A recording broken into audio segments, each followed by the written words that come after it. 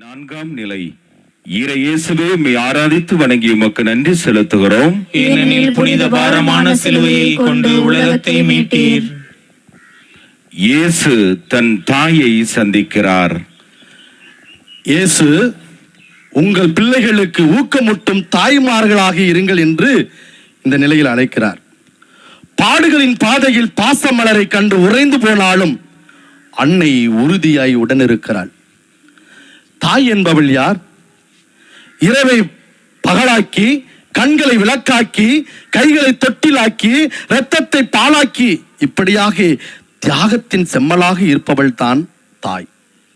சோறு சுவையாக இருந்தால்தான் அப்பா சாப்பிடுவார்.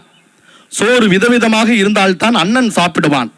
சோறு சூடாக இருந்தால்தான் அக்கா சாப்பிடுவாள். சோறு மீதி இருந்தால் மட்டும்தான் தாய் சாப்பிடுவாள். சோதனையான நேரங்களில் தரப்படும் நல்ல ஊக்கமே வெற்றிக்கு மருந்தாக அமைகிறது. ஊக்கமும் பாராட்டும் தரப்படுகின்ற எந்த மனிதரும் தோற்க முடியாது. சமயம் வாய்க்கின்ற போதெல்லாம் மற்றவர்களை ஊக்கப்படுத்தலாம், பாராட்டலாம். ஊக்கமும் செயலும் ஒன்றாக பயணம் செய்கின்றன.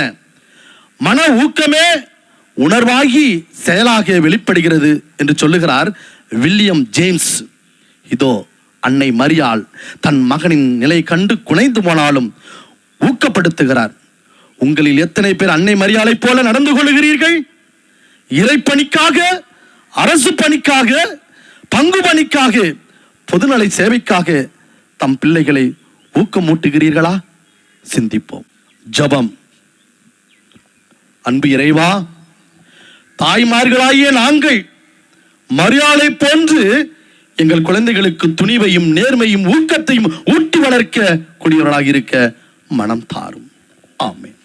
எங்கள் மேல் இரக்கமாயிரும் ஆண்டவரே, இரக்கமாயிரும். எங்கள் மேல் இரக்கமாயிரும் ஆண்டவரே, இரக்கமாயிரும். இறந்த நம்பிக்கையாளர்களின் ஆன்மாக்கள் இறைவனின் இரக்கத்தினால் அமைதியில் இளைப்பாறுவனவாக. ஆமென்.